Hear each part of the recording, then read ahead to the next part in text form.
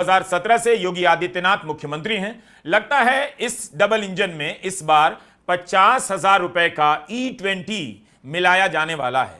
UP ने धर्म को भी रोजगार का एक क्षेत्र बताकर धार्मिक आयोजनों में जमकर पैसे खर्च किए। अयोध्या की दिवाली में करोड़ों बहाए गए, कुंभ के आयोजन पर हजारों करोड़ रुपए खर्च किए गए। उन सबका क्या रिजल्ट निकला? गणतंत्र दिवस की झांकियों को देखिए। 2022 में काशी विश्वनाथ धाम कॉरिडोर की झांकी, 2024 में प्राण प्रतिष्ठा की झांकी और 2025 में महाकुंभ की झांकी। मंदिर के साथ साथ एयरपोर्ट और फैक्ट्री को भी रखा जाता रहा, बताने के लिए कि धर्म और विकास मिलकर यूपी को आसमान में पहुंचा देंगे। कुंभ के समय अखबारों में कितनी रिपोर्ट छपी कि रिकॉर्ड पर्यटन हो रहा है और वही कुंभ भगदड़ और अव्यवस्था का शिकार हो गया। धर्म और विकास को मिलाकर फॉर्मूला बनाया गया, लेकिन अब उस फॉर्मूले में 50,000 रुपए का E20 बांटने का एलिमेंट जोड़ा जा रहा है, क्योंकि राम मंदिर में डकैती हो गई है और विकास से लोगों का भला नहीं हुआ उतना जितना सपना दिखाया गया। धर्म के क्षेत्र में हजारों करोड़ खर्च करने के बाद कितने रोजगार पैदा हुए या 2-4 बाबाओं को ही लाभ पहुंचा?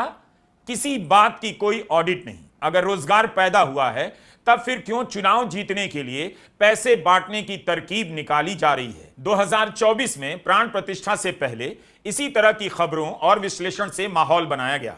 Ram temple opening to make UP richer by 4 lakh crore says SBI research. कहां है इस तरह का पेपर लिखने वाला, रिसर्च करने वाला विद्वान? बताए कि 4 लाख करोड़ का फायदा हुआ या नहीं। अब तो उस मंदिर में चढ़ावे में डकैती हो गई। चंदा चोरी के बाद से राम मंदिर में लोगों के दर्शन और चढ़ावे में कमी की खबरें आने लगी।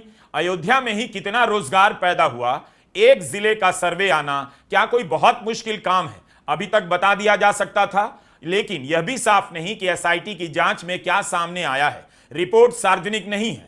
चंपत राय को लेकर अभी तक खबरें आ रही हैं कि उनका प्रभाव जस का तस है। जब चढ़ावे की चोरी पकड़ी गई तब योगी आदित्यनाथ ने कहा इस मुद्दे पर बयानबाजी नहीं होनी चाहिए।